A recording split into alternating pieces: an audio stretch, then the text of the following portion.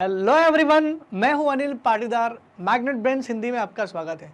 दोस्तों, आज के इस वीडियो में हम लोग क्या पढ़ने वाले हैं। आज हम लोग शुरू करने वाले हैं, हमारा लास्ट अध्याय बचा था दोस्तों। किस चीज़ का लास्ट अध्याय?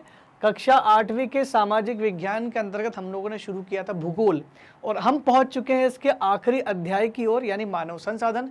इसका पूरा चैप्टर रिवीजन हम लोग कर चुके हैं, सारे कंसेप्ट वीडियो भी पढ़ चुके हैं, एनसीईआरटी सॉल्यूशन भी कर चुके हैं। अब बारी आती है दोस्तों एमसीक्यू को लगाने की।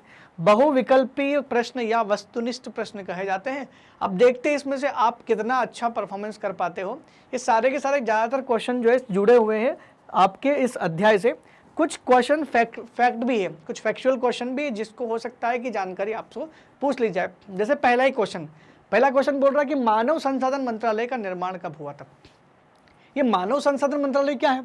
शुरुआत में इसे शिक्षा मंत्रालय कहा जाता था, लेकिन 1985 में इसको मानव संसाधन मंत्रालय बना दिया गया था, 1985। और वो डेट थी आपकी 25 सितंबर 1985 को इस मानव संसाधन मंत्रालय को बना दिया गया था। इस शिक्षा मंत्रालय का नाम बदल करके मानव संसाधन मंत्रालय कर दिया गया था, जो कि 2020 तक काम कर रहा था। 2020 में सरकार ने दोबारा से इसका नाम चेंज करके क्या कर दिया, वापस से शिक्षा मंत्रालय कर दिया गया है। तो मानव संसाधन मंत्रालय अब शिक्षा मंत्रालय के रूप में काम करेगा, लेकिन उसका जो बदलाव किया गया था शुरुआती, वो कौन से साल में था, वही पूछ रहा है कि निर्माण कब हुआ था इसका। ये 1985 में इसको बनाया गया था, क्योंकि शिक्षा मंत्रालय में कुछ और चीज़ें जोड़ करके इसको बड़ा एक मंत्रालय बना दिया गया था, जो बाद में वापस से दोबारा आज शिक्षा मंत्रालय है। हो सकता है लोगों को इस मंत्रालय को समझने में आसानी नहीं हो पा रही थी, लोग समझ नहीं पा रहे थे कि इसका मतलब क्या होता है। इसी वजह से शायद सरकार ने निर्णय लिया कि शिक्षा मंत्रालय को देना चाहिए, शिक्षा मंत्रालय नाम रखना चाहिए, क्योंकि फाइनली जो होता है ना कि भाई मानव संसाधन को बनाना है, इसका मतलब शिक्षा के द्वारा ही बना सकते हैं। तो ले दे की बात वही है। 1985 और डेट भी याद रख सकते, 25 सितंबर 1985 को ये किया गया था। अब दोस्तों को पता है देश के पहले शिक्षा मंत्री कौन है? अगर आप में से कुछ लोग भोपाल में रहते हैं, अगर आप भोपाल वासी है, मध्य प्रदेश में भी रहते हैं, तो आपको याद होना चाहिए, क्योंकि मध्य प्रदेश के भोपाल में एक कॉलेज उन्हीं के नाम पर है, और उस कॉलेज का नाम है मैनिट का जो पूरा नाम है वो है मौलाना अबुल कलाम आज़ाद। दोस्तों, मौलाना अबुल कलाम आज़ाद भारत के पहले शिक्षा मंत्री थे, और कांग्रेस के अध्यक्ष बनने वाले सबसे बूढ़े व्यक्ति भी माने जाते थे, कि सबसे वृद्ध व्यक्ति थे। शायद बूढ़े या जवान दोनों में से कोई एक इनका नाम आता है, तो लेकिन कांग्रेस के अध्यक्ष में भी इनका नाम था। साथ ही साथ इनके लिए एक फैक्ट ये है कि भाई भोपाल का जो मैनिट एनआईटी कॉलेज है वो इन्हीं के नाम पर है, और भारत के पहले शिक्षा मंत्री थे। ये महत्वपूर्ण सूचना है। साथ ही साथ 25 सितंबर 1985 आपको ध्यान रखना है। नेक्स्ट क्वेश्चन की ओर बढ़ते हैं। हमारा सही आंसर 85 है। मानव संसाधन मंत्रालय का निर्माण लोगों में किस चीज़ को बढ़ावा देने के लिए किया गया था? किस चीज़ को बढ़ावा देने के लिए मानव संसाधन विकास मंत्रालय का निर्माण किया गया था? क्या मानव संसाधन विकास मंत्रालय लोगों की आयु बढ़ाता है? यार, आयु तो कोई साइंस बढ़ा सकता है, मेडिकल साइंस बढ़ा सकता है, हॉस्पिटल बढ़ा सकते हैं। ये मानव संसाधन मंत्रालय कोई हॉस्पिटल तो है नहीं।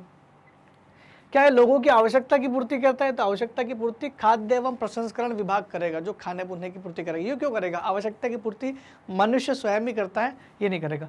क्या लोगों की इच्छा की पूर्ति करता है? कि भाई बोल दिया कि मोदी साहब मुझे कार मिल जाए, मेरी इच्छा है, तो आपको कार मिल जाएगी क्या? आप बोल रहे मोदी साहब मुझे जो है नौकरी मिल जाए, क्या मिल जाएगी क्या? आपकी इच्छा की पूर्ति नहीं करता है। तो क्या करता है?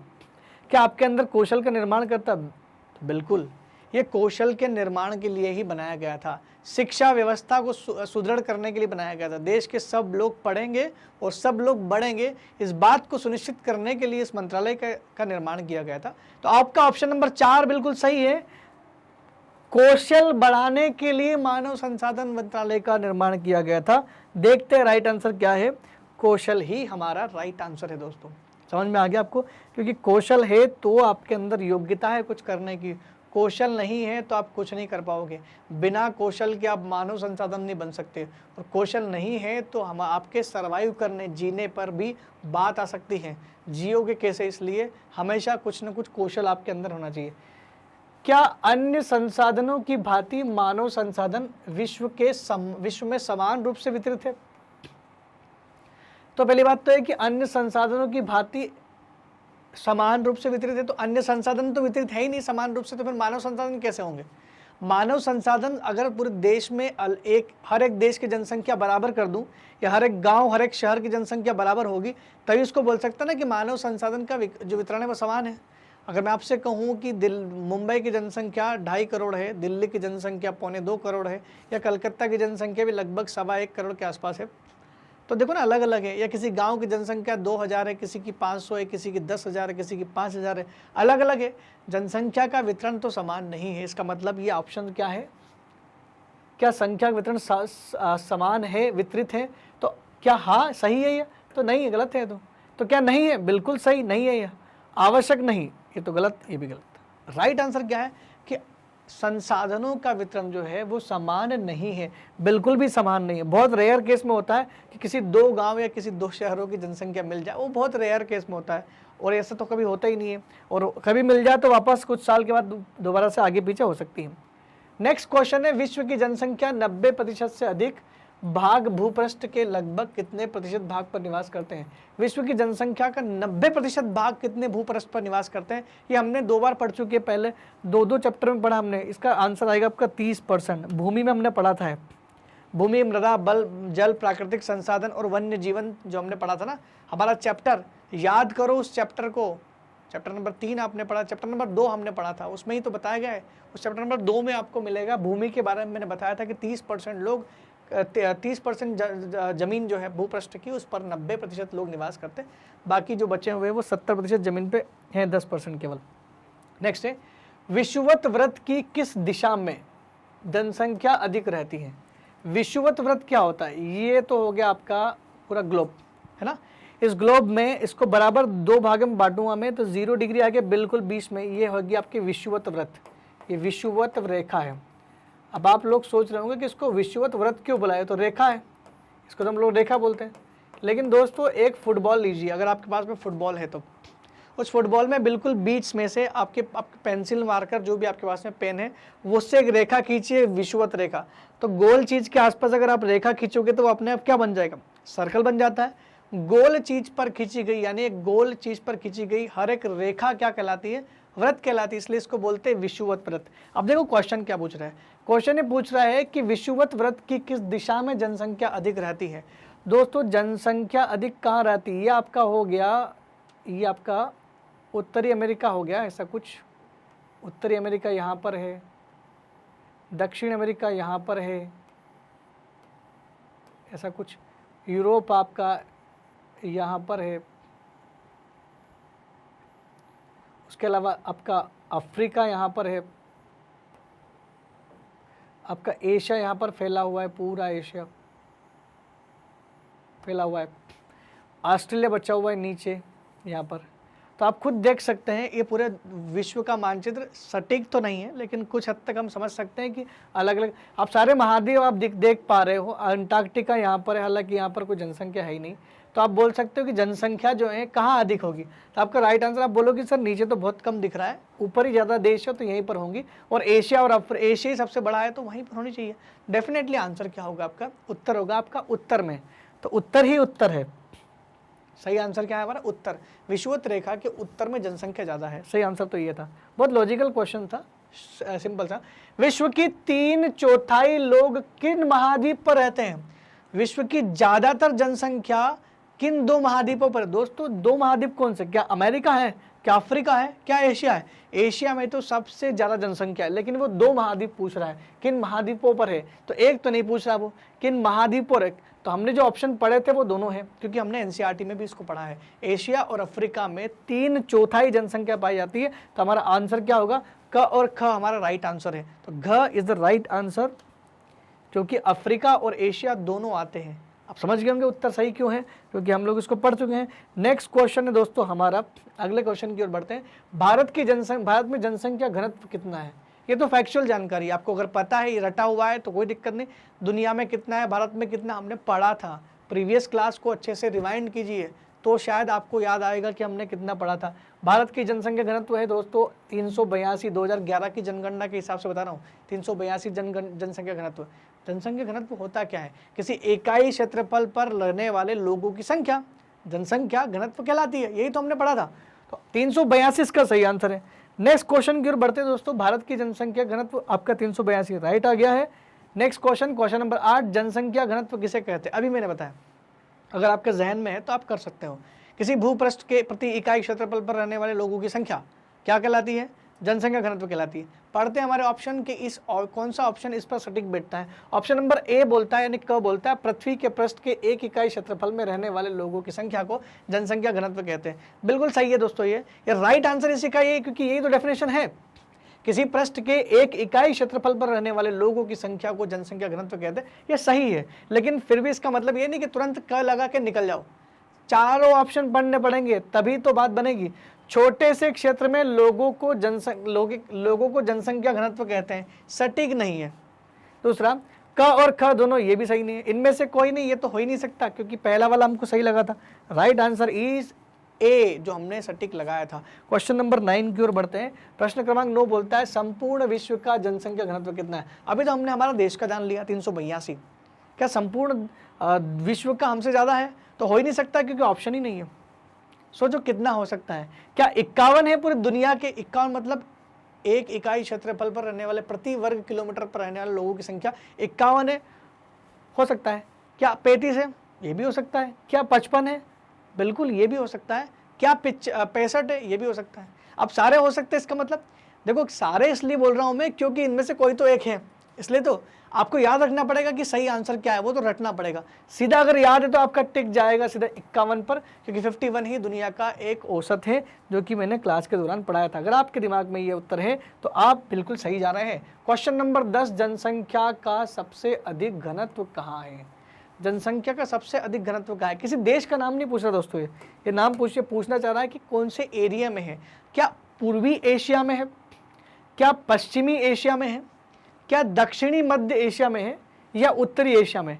एक बात तो साफ है कि जनसंख्या का जो घनत्व है पूरी दुनिया में वो एशिया में है। ये तो इन चारों पॉइंट ने कंफर्म कर दिया, क्योंकि सबके साथ जुड़ा हुआ एशिया। अब देखो जनसंख्या घनत्व कहाँ पर ज़्यादा है? भारत, बांग्लादेश, पाकिस्तान, ये वाले इलाके जो हैं ये बहुत घने हैं। अब भारत, पाकिस्तान और बांग्लादेश वाले इलाके कहाँ पर आते हैं? क्या भारत, पाकिस्तान, बांग्लादेश पूर्वी एशिया में आता है? तो आपका आंसर होगा कि पूर्वी एशिया में तो जापान आता है, पूर्वी एशिया में कोरिया, साउथ कोरिया, चाइना वाले कुछ क्षेत्र आते हैं, ताइवान भी आ सकता है। ये तो आंसर नहीं है। क्या पश्चिमी एशिया में भारत आता है? तो पश्चिमी एशिया में भारत नहीं आता है। पश्चिमी एशिया में कौन सा देश आता है? पश्चिमी एशिया में आता है सऊदी अरब, पश्चिमी एशिया में आता है दुबई, पश्चिमी एशिया में आता है कतर और बहरीन, ईरान, इराक, ये सारे, इजराइल जैसे छोटे बड़े देश आते हैं जिसका जहाँ पेट्रोलियम मिलता है, वहाँ पर जनसंख्या घनत्व इतना ज़्यादा नहीं, बहुत कम जनसंख्या है।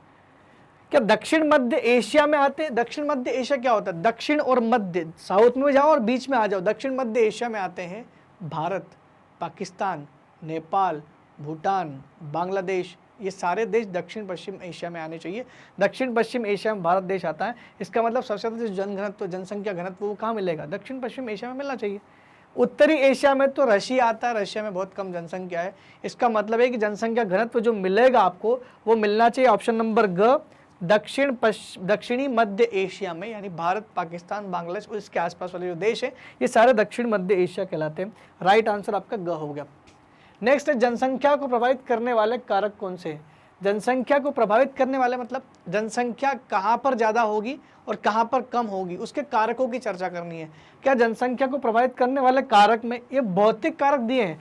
क्या स्थलाकृति काम करती है? अगर मैं आपसे बोलूँ कि ये पर्वतीय क्षेत्र है और एक मैदानी क्षेत्र है, तो बताओ जनसंख्या कहाँ पर ज़्यादा होगी? आपका आंसर होगा यहाँ पर ज़्यादा होगी। पर्वतीय क्षेत्र में थोड़ी कम होती है क्योंकि वहाँ पर रहना मुश्किल है। तो कह सकते हैं कि स्थलाकृति जो है ये डिपेंड करती है, तो स्थलाकृति तो हमारा राइट आंसर हो गया। दूसरा आपका जलवायु। क्या जलवायु जनसंख्या को प्रभावित करती है? अगर मैं आपसे ऐसा कहूँ, फॉर एग्जाम्पल मैं आपसे ऐसा कहूँ कि जैसे कोई मरुस्थलीय क्षेत्र है, थार का मरुस्थल है, थार का मरुस्थल है और गंगा का मैदान है, ठीक है, तो कहाँ पर जनसंख्या ज़्यादा होगी? थार के मरुस्थल की जलवायु सूखी हुई है, यहाँ पर गर्म जलवायु है तो यहाँ पर कम होगी। वही यहाँ की जलवायु अच्छी है तो यहाँ पर ज़्यादा जनसंख्या होगी। तो कुल मिलाकर जनसंख्या का जो दूसरा कारक है जलवायु, बिल्कुल सही है, ये भी राइट आंसर है। मृदा सही है। मृदा अगर उर्वर होगी तो वहाँ लोग ज़्यादा खेती करने के लिए आएंगे ना, तो उर्वर मृदा जो है वो गंगा के मैदान में मिलेगी जहाँ जनसंख्या ऑलरेडी ज़्यादा है। ऑप्शंस क्या होगा अब आपका? क्या हम लोग स्थलाकृति पर क्लिक करें या हम जलवायु पर क्लिक करें या मृदा पर? कंफ्यूजन हो रहा है, तीन में से किसको चुने? तो चौथा ऑप्शन हमने देखा ही नहीं ना। चौथा ऑप्शन क्या बोल रहा है? उपरोक्त सभी। तो जब हमको तीनों सही लग रहे हैं तो इसका मतलब ये है कि चौथा ऑप्शन जो है वो क्या है? उपरोक्त सभी, वही सही आंसर होगा उसका। देखते इसका सही आंसर क्या है। इसका सही आंसर है उपरोक्त सभी, मुझे लगता है कि आपको यहाँ तक चीजें समझ में आ रही होगी। आगे बढ़े। क्वेश्चन नंबर 12, भारत में जीवन प्रत्याशा की दर कितनी है? जीवन प्रत्याशा की दर कितनी है? अब दोस्तों ये बड़ा कंफ्यूजिंग चीज़ है। ये क्यों है? क्योंकि हर साल बढ़ती जाती है, हर 2-3 साल में नया डेटा आ जाता है, तो पुराना डेटा अगर आपको याद है तो उसको भूल के नया डेटा रखना पड़ेगा। 2021 के डेटा के हिसाब से मैं इसका आंसर करना चाहूँगा। 2021 का जो लास्ट डेटा जो बताया गया था, जो गूगल पे भी आपको मिल जाएगा और बहुत सारी कोचिंग इंस्टीट्यूट भी इस बात को करती है रेटिफाई कि हाँ इतना ही है, तो जो है वो कितना है एग्जैक्टली 2021 का हिसाब से जो भारत की जीवन प्रत्याशा जो निकल कर आई है वो है अभी की बता रहा हूँ मैं 69.4, यानी 69 साल और 4 महीने। धीरे धीरे बढ़ रही है क्योंकि स्वास्थ्य सुविधाएं बढ़ रही है। अब आप देख लो 69.44 लिखा हुआ है, लेकिन वहाँ पर पॉइंट वाला कुछ ऑप्शन ही नहीं है, इसका मतलब हमें सीधा 69 पर देखना होगा। तो आपका राइट आंसर क्या है? 69 ईयर। ग इज द राइट आंसर। एक बार फिर से इसको देख लीजिएगा। ये 2021 के हिसाब से डाटा बता रहा हूँ मैं, ये चेंज होता रहता है, इस वजह से आपको थोड़ा कंफ्यूज हो सकता है। वैसे किताब में यहाँ पर जीवन प्रत्याशा कितनी है ये लिखी नहीं है, इसलिए नहीं लिखी क्योंकि वो जानते हैं कि ये बदलती रहती है। जन्म दर किसे कहते हैं? बहुत सिंपल है। जन्म दर किसे कहते हैं? 1000 व्यक्तियों में जीवित जन्म लेने वाले बच्चों की संख्या। 1000 व्यक्तियों में जीवित जन्म लेने वाले बच्चों की संख्या को जनसंख्या दर कहते हैं। जैसे पहला ऑप्शन, प्रति 1000 व्यक्ति पर जीवित जन्म लेने वालों संख्या की संख्या, बिल्कुल ये क तो बिल्कुल सही है। ख है केवल जनसंख्या का अनुमान लगाया जाता है, तो ये गलत है। केवल जनसंख्या का अनुमान लगाया जन्म दर कैसे हो सकता है? मृत्यु दर भी तो है उसमें, तो ये तो पॉसिबल नहीं है। बी वाला पॉसिबल नहीं है। सी वाला क और ख दोनों, जब ख है ही नहीं तो ख को हम कैसे मानेंगे? इनमें से कोई नहीं हो नहीं सकता क्योंकि हमारा क वाला ऑप्शन राइट दिख रहा है। तो आपका जो सही आंसर है जन्म दर कितनी बार बढ़ चुके हैं, बार बार बढ़ चुके हैं, ऑप्शन आपका होगा क is the right answer. Check कर लेते हैं कि हमारा राइट आंसर कौन सा है। तो आपका आंसर क्या है? क is the right answer. Next question की ओर बढ़ते हैं दोस्तों। क्वेश्चन नंबर 14 क्वेश्चन नंबर 14 बढ़ते हैं। मृत्यु दर किसे कहते हैं? जैसे जन्म दर हमने पढ़ा वैसे मृत्यु दर है। 1000 लोगों में मृतकों की संख्या, 1000 व्यक्तियों में मृतकों की संख्या को क्या बोलते हैं? मृत्यु दर कहते हैं। 1000 व्यक्तियों पर, जीवित मृतकों नहीं लिख सकते, 1000 जीवित व्यक्तियों पर। जीवित मृतक कैसे हो सकता है? 1000 जीवित व्यक्तियों पर मृतकों की संख्या को मापा जाता है, ये बिल्कुल सही है। मरने वालों की संख्या को मापा जाता है, लेकिन सही तरीका क्या है? सही तरीका तो क वाला है ना। क और ख दोनों सही है, इनमें से कोई नहीं है। तो हमारा ऑप्शन आपको क्या दिख रहा है? जो आपकी परिभाषा है वही तो सही आंसर दिखेगा आपको, कि प्रति 1000 व्यक्तियों पर मृतकों की संख्या। इसको हटा देना यहाँ से क्योंकि ये इसके आगे आना चाहिए था, थोड़ा सा मिस्टेक हो गया, कोई बात नहीं, बढ़ते हैं आगे। हमारा नेक्स्ट क्वेश्चन है, प्रवास किसे कहते हैं? प्रवास मतलब प्रवास, प्र का मतलब वास बदलना, एक जगह से दूसरी जगह जाना। तो क्या इसका आंसर सही होगा? किसी विशेष क्षेत्र में लोगों के आने जाने को प्रवास कहते हैं। किसी विशेष क्षेत्र में लोग आ रहे हैं और किसी विशेष क्षेत्र से लोग जा रहे हैं तो प्रवास कहलाता है। अगर आपने पढ़ा है तो आप राइट आंसर लगा दोगे। एक स्थान पर सदैव रहने वाले लोगों को प्रवासी कहते हैं, तो वो तो स्थायी लोग हो गए, प्रवासी कैसे हो गए? क और ख दोनों सही है, तो ख तो बिल्कुल गलत है, क की बात करेंगे नहीं अभी। नेक्स्ट है, इनमें से कोई नहीं, ये तो है ही नहीं। राइट आंसर क्या है?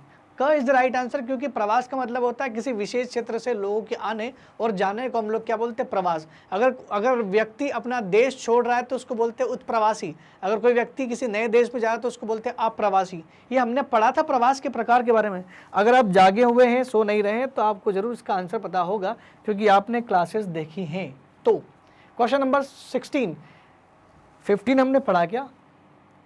16, देश के अंदर बड़ी संख्या में किन कारकों से लोग ग्रामीण क्षेत्रों से नगरीय क्षेत्र की ओर प्रवास करते हैं या जाते हैं? किन कारणों से देश में ग्रामीण क्षेत्रों से लोग नगरों की ओर जा रहे हैं, शहरों की ओर जा रहे हैं? क्या कारण है? क्या रोजगार उसका कारण है? आप बोलोगे हाँ सर, गांव में रोजगार नहीं मिलता है, इस वजह से गांव के लोगों को गांव छोड़कर शहरों में जाना पड़ता है, विवश होकर के, मजबूर होकर के। बिल्कुल सही है। दूसरा, क्या शिक्षा? अब बोलोगे बिल्कुल सही सर, शिक्षा ग्रामीण क्षेत्रों में मिल तो रही लेकिन अच्छी उच्च शिक्षा नहीं मिल पाती। अच्छी शिक्षा ग्रहण करने के लिए प्रत्येक माँ बाप अपने बच्चों को बाहर पढ़ने के लिए भेजते हैं, इसी वजह से ग्रामीण क्षेत्र के लोग जो है शहरों की ओर आकर्षित होते हैं शिक्षा की वजह से। क्या स्वास्थ्य सुविधाएं? बिल्कुल, ग्रामीण क्षेत्रों में स्वास्थ्य सुविधा अच्छी नहीं होती है, वहाँ पर कोई अच्छे डॉक्टर भी नहीं होते। साथ ही साथ भारत में डॉक्टर गांव में रहना पसंद भी नहीं करते, ज़्यादा डॉक्टर जो है शहरों में रहना पसंद करते हैं क्योंकि वहाँ पर उनको आर्थिक लाभ ज़्यादा मिल सकता है। अगर हमारा देश के डॉक्टर आर्थिक लाभ को दरकिनार रख के सेवा की ओर प्राथमिकता दें, तो देश की सेवा करने के लिए अगर उन्होंने सोचा है कि मुझे सेवा ही करना है, तो वो ग्रामीण क्षेत्रों की ओर जाएं। या सरकार ऐसा कंपल्सन क्यों ना कर दे, सरकार ऐसा कंपल्सरी कर दे कि जो भी देश में डॉक्टर बनेगा उसे कम से कम 5 साल ग्रामीण क्षेत्र में सेवा देनी ही पड़ेगी। कंपल्सरी कर दिया जाए तो फिर हर ग्रामीण क्षेत्र में आपको डॉक्टर्स मिल जाएंगे। इस शहरों की ओर जो दौड़ चल रही है, शहरों में जो लूटमार चल रही है खास हॉस्पिटलों के नाम पर और जो चिकित्सा के नाम पर दवाइयाँ महंगी हो रही है, जीना मुश्किल हो रहा है, ये सारी चीज़ खत्म हो जाएगी। केवल एक काम कर दे सरकार ये कर सकती है, ऐसा नहीं कि मुमकिन नहीं है, बहुत आसान है। केवल एक जारी करना है कि भाई कि हाँ ये कर सकते हैं आप। इसके पीछे क्यों नहीं कर रही सरकार, ये तो सरकार ही जाने। लेकिन स्वास्थ्य सुविधाएं भी सबसे महत्वपूर्ण है जो ग्रामीण क्षेत्रों को शहरों की ओर खींच रही है।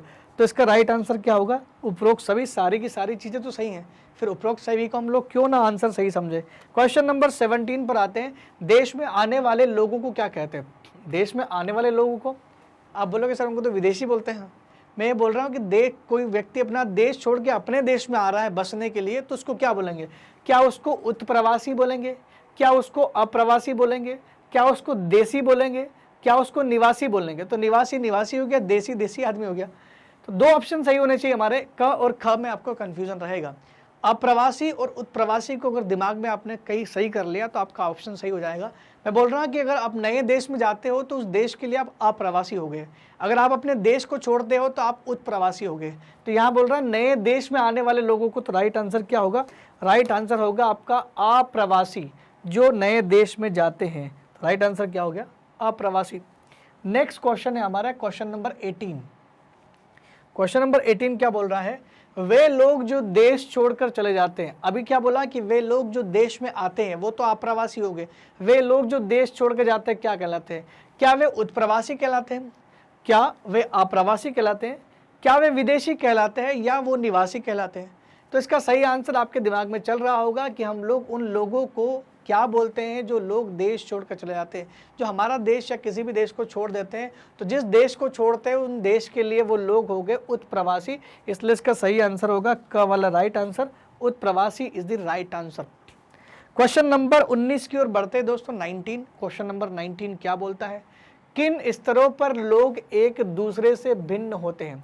किन स्तरों पर लोग एक दूसरे से भिन्न होते हैं? जैसे फॉर एग्जाम्पल आप अगर आप कंपेरिजन करिए आपके दोस्तों में और आप में, आपका कोई दोस्त है और आप दोनों अपने दोनों के बीच में कंपैरिजन करोगे कि आप अलग अलग कैसे हैं, तो आप बोलोगे कि हो सकता है भाई आपका दोस्त जो है वो कोई लड़की है और आप लड़के हैं, तो लड़के और लड़की में डिफरेंस क्या हो गया? तो एक लैंगिक असमानता हो गई। दूसरा हो सकता है कि आपका जो दोस्त है जो फीमेल है वो आपसे 1 क्लास आगे हो या आपसे उम्र में बड़ी हो, तो बिल्कुल आयु स्तर में भी कमी आ गई, डिफरेंस आ गया। शिक्षा भी अलग अलग हो गई है। या हो सकता है उसको कुछ ऐसा काम आता है जो आपको नहीं आता। हो सकता है कि आप किसी विशेष चीज़ में आपको साइकिल चलाना या बाइक चलाना आता हो, लेकिन आपके फ्रेंड को खाना बनाने में इंटरेस्ट है, तो वो उसको खाना बनाने का अच्छा कौशल उसके अंदर है, तो दोनों का कौशल भी अलग अलग हो गया। तो देखिए ना कैसे भिन्न। क्वेश्चन क्या पूछ रहा है? किन स्तरों पर लोग एक दूसरे से भिन्न होते हैं? बहुत सारे स्तर हो सकते हैं। अगर बड़े बड़े व्यक्ति की बात करूँ तो पैसे के मामले में भिन्न भिन्न हो सकते हैं। तो देखते हैं, हम लोग ऑप्शन पढ़ते हैं तब थोड़ा समझ में आएगा।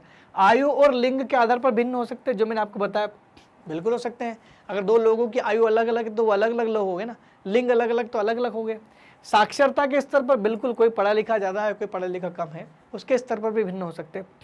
व्यवसाय और आय के स्तर पर अमीर आदमी गरीब आदमी तो वो चलता है इंडिया में, ये तो सबसे बड़ा जो है अंतर है। तो क्या हम लोग उपरोक्त सहित में जा सकते हैं? बिल्कुल, तीनों के तीनों राइट आंसर दिख रहे हैं, इसलिए हम लोग हमारा राइट आंसर लगाएंगे उपरोक्त सभी, क्योंकि सभी के आधार पर हम लोग क्या करते हैं, लोग जो होते हैं एक दूसरे से भिन्न होते हैं। हमारा सही उत्तर है दोस्तों उपरोक्त सभी। ऑप्शन को आप दोबारा भी पढ़ सकते हैं, ऐसा नहीं है। क्वेश्चन नंबर 20 बोलता है कि जनसंख्या संगठन का अध्ययन करने की रुचिकर विधि क्या कहलाती है? जनसंख्या संगठन का अध्ययन करने की रुचिकर विधि। रुचिकर विधि क्या है ये समझते हैं कि जनसंख्या संगठन क्या है और उसके अध्ययन की विधि क्या होती है। तो हमारा जो पहला ऑप्शन है वो क्या होता है, वो बोल रहा है कि जनसंख्या पिरामिड। क्या जनसंख्या पिरामिड जनसंख्या के अध्ययन की रुचिकर विधि है? जनसंख्या संगठन का अध्ययन करना क्या कहलाता है? दिमाग में कुछ चल रहा हो तो बता देना। जनगणना, क्या जनगणना जनसंख्या संगठन है? क्या जनसंख्या वृद्धि जनसंख्या संगठन का एक रुचिकर विधि है?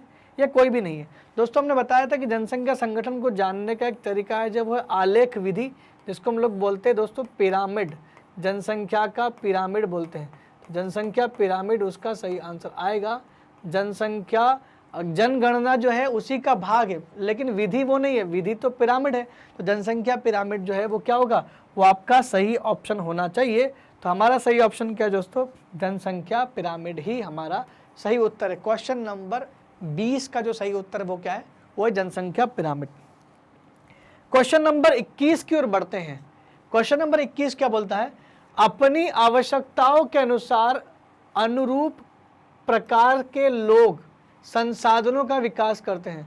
अपनी आवश्यकता के अनुसार कौन से लोग संसाधन का विकास कर सकते हैं? क्या हर एक व्यक्ति संसाधन का विकास कर सकता है? अगर मैं आपसे बोलूं कि कोई व्यक्ति जो गरीब व्यक्ति है, जो पढ़ा लिखा भी नहीं है, जिसके पास स्किल भी नहीं है और उसको चाहिए कार, तो वो कार कैसे ला सकता है? वो अपने संसाधन का विकास कैसे कर सकता है? वो अपने घर बड़ा सा मकान कैसे बना सकता है? नहीं बना पाएगा ना। और जो पढ़ा लिखा है, जो सॉफ्टवेयर इंजीनियर है या जो कोई बड़े अच्छी जॉब में है, तो क्या वो कर सकता है? या कोई बिजनेस कर रहा है तो कर सकता है? बिल्कुल कर सकता है। दोनों में अंतर क्या हुआ? वो गरीब आदमी संसाधन का विकास क्यों नहीं कर पा रहा है और वो अमीर आदमी क्यों कर पा रहा है? क्योंकि दोनों में अंतर क्या है, कौशल का अंतर है। कौशल है उनके पास। तो कौन से लोग कर सकते हैं? जो लोग शिक्षित होते हैं, जो लोग स्वस्थ होते हैं, जिनको कुछ बीमारियां नहीं है, स्वस्थ लोग, शिक्षित लोग कर सकते हैं। जो अभिप्रेरित होते हैं, जिनको आगे बढ़ने की चाह होती है, वो लोग ही संसाधन का अपने हिसाब से अनुरूप विकास कर लेते हैं। मुझे बाइक चाहिए तो मैं बाइक ले लूंगा, मुझे कार चाहिए तो मैं कार ले लूंगा, लेकिन कब? जब मेरे पास सोर्स ऑफ इनकम होगा, जब मैं कमाना शुरू करूंगा। और आप तभी कमा पाओगे जब आप शिक्षित होगे, आप तभी आगे बढ़ पाओगे जब आपके अंदर आगे बढ़ने की प्रेरणा होगी। जब तक आपको आगे बढ़ने की प्रेरणा नहीं होगी तब तक आप आगे बढ़ ही नहीं सकते दोस्तों। तो यहाँ तक आपको तीनों चीज समझ में आ गई होगी मेरे ख्याल से। तो यानी उपरोक्त सभी इसका राइट आंसर है। यहाँ तक समझ में आ गया? देखते इसका राइट आंसर क्या है।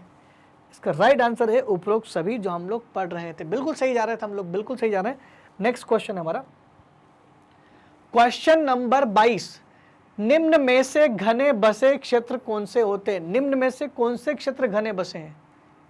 क्या दक्षिण पूर्वी एशिया घना बसा? दक्षिण पूर्वी एशिया क्या होता है? दक्षिण पूर्वी एशिया में आता है आपका कुछ चाइना का हिस्सा आता है, ताइवान आता है, इंडोनेशिया आता है, मलेशिया आता है, कंबोडिया, वियतनाम, ताइवान, म्यांमार, ये सारे देश, फिलीपींस, ये सारे देश आते हैं। बिल्कुल ये घने बसे हुए हैं। उत्तर अमेरिका बिल्कुल है, यूरोप बिल्कुल है, सारे के सारे तो घने बसे हुए हैं। कौन नहीं है? तो राइट आंसर क्या होगा आपके सामने है, उपरोक्त सभी। नेक्स्ट क्वेश्चन है क्वेश्चन नंबर 23। जनसंख्या घनत्व को किस प्रकार व्यक्त किया जाता है? जनसंख्या घनत्व को क्या प्रति वर्ग किलोमीटर में किया जाता है? क्या प्रति वर्ग मीटर में व्यक्त किया जाता है?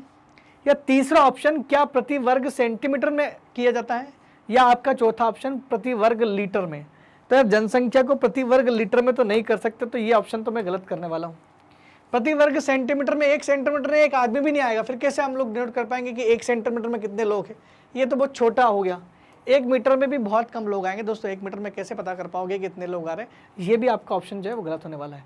तो प्रति वर्ग किलोमीटर पर कितने लोग होते हैं, उसी को हम लोग उससे को डिनोट करते हैं जनसंख्या घनत्व को। तो जनसंख्या घनत्व आप अगर पता करना है तो हम लोग बोलते हैं कि 1 वर्ग किलोमीटर एरिया में रहने वाले लोगों की संख्या क्या कहलाएगी?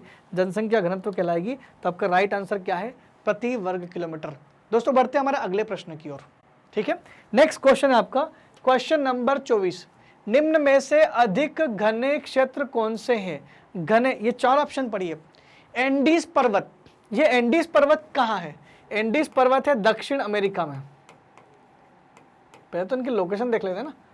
एंडीज पर्वत कहाँ पर है? दक्षिणी अमेरिका में है। ठीक है, पहला तो हो गया आपका दक्षिण अमेरिका में।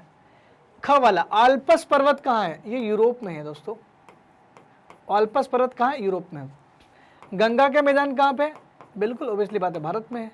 और हिमालय ये कहाँ पर है? अक्सर लोग खाली भारत लिख के छोड़ देते हैं, लेकिन इसका सही आंसर है भारत और नेपाल, दोनों में है।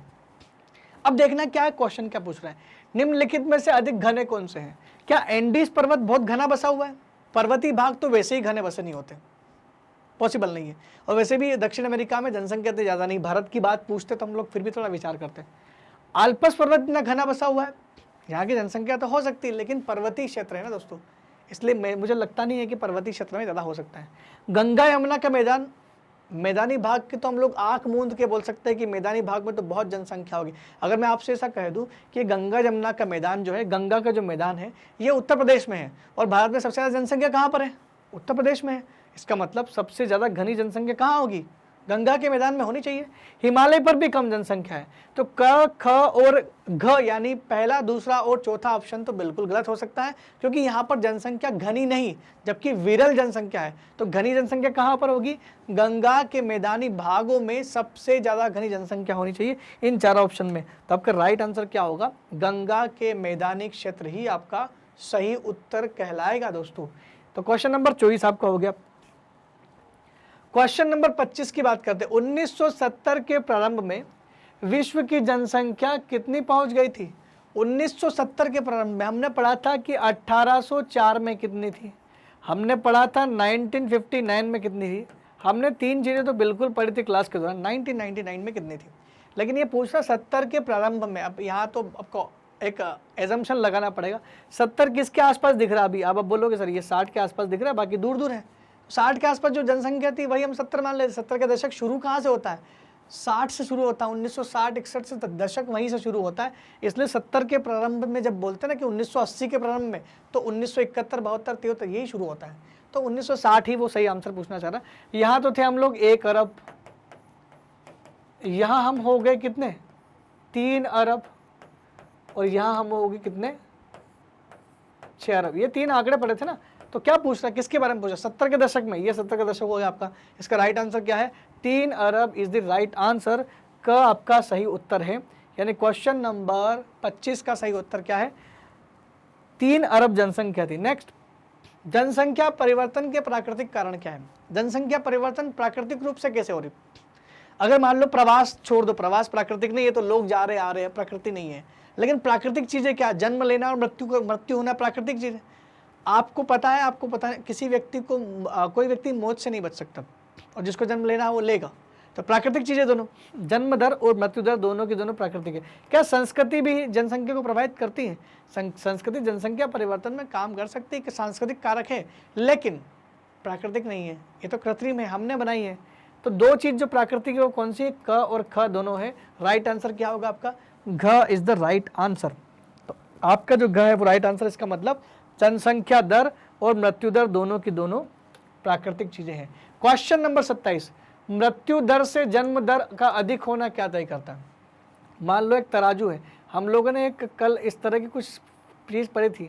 मान लो एक तराजू है और इधर भी एक तराजू है, जिसमें मैं क्या बोल रहा है कि मृत्यु दर से जन्म दर अधिक है। इसका मतलब ये मान लो ये जन्म वाला है, ये जन्म दर आपका है ना, और ये क्या हो गया? आपकी मृत्यु दर हो गया। समझना अच्छे से, क्योंकि हम लोगों ने समझा भी था। मान लो यहाँ पर 1, 2, 3, 4, 5 लोग जन्म ले रहे हैं, और यहाँ पर मरने वालों की संख्या 1 और 2 है। तो ये तराजू किस ओर घूमेगा? ये तराजू इधर झुक जाएगा। क्यों? क्योंकि बढ़ क्या रहा है? मृत्यु दर, जन्म दर ज़्यादा है, मृत्यु दर कम है। तो ऑब्वियसली बात है जनसंख्या क्या होगी? जनसंख्या बढ़ेगी ना, कम तो नहीं होगी। अगर इधर का पलड़ा भारी है तो जनसंख्या नीचे आ जाती है। अब देखो क्या है ऑप्शन नंबर क, जनसंख्या में वृद्धि हो रही है, दिख रहा है आपको, बिल्कुल हो रही है। क्या जनसंख्या में घटोतरी हो रही है? घटोतरी कहाँ हो रही है? घटोतरी घटेगी तब ना जब ये ज़्यादा होगा। तराजू हमारा इस साइड मुड़ रहा है। जनसंख्या घनत्व, इससे कोई मतलब नहीं है। जनसंख्या की गणना, ये तो कुछ हो ही नहीं सकता। सारे ऑप्शन गलत है। राइट आंसर इज क इज द राइट आंसर, जो कि आपको तराजू में दिख गया होगा। क, जनसंख्या वृद्धि। क्वेश्चन नंबर 28 की ओर बढ़ते दोस्तों। क्वेश्चन नंबर 28 क्या बोलता है? वर्ष 1999 में विश्व की जनसंख्या कितनी थी? अभी तो मैंने तीनों के तीनों फैक्ट बताए। राइट आंसर आपके सामने है। राइट आंसर है ख, यानी 6 अरब हो गई थी 1999 में। 29वां क्वेश्चन, निम्न में से नदी के उपजाऊ मैदान क्षेत्र कौन से हैं? कौन से नदियों के उपजाऊ मैदान हैं? ये भी एनसीईआरटी में हमने पढ़ा था। गंगा ब्रह्मपुत्र का मैदान क्या उपजाऊ है? बिल्कुल, जलोढ़ मिट्टी से भरा हुआ है, उपजाऊ मैदान है। भारत में तो हम जानते ही। हांग हो नदी, हांग ही नदी जो है ना, ये कहाँ पर है? ये चीन में है दोस्तों, और चीन में इसका बहुत बड़ा उपजाऊ मैदान है। तो राइट आंसर है। नील नदी जो मिस्र में है, हालांकि अफ्रीका के बहुत सारे देशों में भी है, लेकिन मिस्र कहा जाता है कि मिस्र में। मिस्र में नील नदी जो है, नील नदी का जो मैदान है वो बहुत उर्वर मैदान है, बहुत खेती होती है वहाँ पर मिस्र में। वो भी सही है। तो ऑप्शन क्या सही है? बिल्कुल तीनों के तीनों ऑप्शन सही है। तो चौथा ऑप्शन हमारा सही होगा, उपरोक्त सभी। इस प्रकार हमने समझ लिया कि गंगा नदी के जो है के साथ साथ मतलब जो नदियां हैं उनके उपजाऊ मैदान कौन कौन से। इस प्रकार हमारे एमसीक्यू होते हैं खत्म। दोस्तों अगर आपको हमारे वीडियो सिक्वेंशियली नहीं मिल रहे हैं, अगर आपको वीडियो सर्च करने में दिक्कत हो रही है, तो आपके लिए एक विकल्प लेकर के आए हैं। आप गूगल पर जाकर के हमारी वेबसाइट magnetbrains.com सर्च कर सकते हैं, जहां आपको मिलेगी सुविधा और सारे के सारे वीडियो आपको मिलेंगे बिल्कुल फ्री, आपको निःशुल्क दिए जाएंगे। आपको करना कुछ नहीं, आपको करना क्या, जैसे वेबसाइट पर गए आपको सीबीएसई हिंदी मीडियम पर क्लिक करना है। सीबीएसई हिंदी मीडियम पर क्लिक करने के बाद आप जाएंगे 8th क्लास में। जैसे ही 8th क्लास में आप पहुंच गए, आपको आपकी 8वीं कक्षा के जो आपके टीचर, जो शिक्षक हैं, शिक्षक और शिक्षिकाएं दोनों मिलेंगे आपको। आपको जिस भी से पढ़ना है या जो भी सब्जेक्ट आपको पढ़ना है उस समय आप उसको क्लिक कर देंगे। मान लो फॉर एग्जांपल आपने सोशल साइंस यानी सामाजिक विज्ञान को क्लिक किया है, वैसे ही सामाजिक विज्ञान के टीचर के साथ डिस्क्रिप्शन आ जाएगा कि उसने क्या क्या पढ़ाया है। तो वो जो सब्जेक्ट पढ़ाए गए हैं वॉच चैप्टर वाइज वीडियो में आपको सारे वीडियोस मिल जाएंगे, चाहे वो एमसीक्यू के हो, चाहे टेस्ट पेपर के हो, चाहे वो कॉन्सेप्ट वाइज हो, चाहे वो फुल चैप्टर रिविजन ही क्यों ना हो, सारे वीडियो यहाँ पर मिल जाएंगे एक के बाद एक। और जैसे ही आप करोगे किसी पर क्लिक, जैसे पाठ्यक्रम परिचय पर मैंने क्लिक कर दिया तो सीधा खुल गया कौन सी, पाठ्यक्रम परिचय वाला वीडियो खुल गया और वीडियो आपको चलता हुआ दिखाई देगा। तो दोस्तों है ना कमाल की बात, कितना अच्छा ऑप्शन है और निःशुल्क है। दोस्तों मैग्नेट ब्रेन्स आप लोगों के लिए लेकर के आया है कक्षा 6 से कक्षा 12वीं तक के लिए बिल्कुल 100% मुफ्त शिक्षा, जो कि ऑनलाइन हिंदी और अंग्रेजी दोनों माध्यम में प्रोवाइड की जाती है। दोस्तों अगर आपको हमारे वीडियो बहुत अच्छे लग रहे हैं तो आप हमारे चैनल को कर सकते हैं लाइक, शेयर और सब्सक्राइब। तब तक के लिए दोस्तों धन्यवाद, थैंक यू वेरी मच।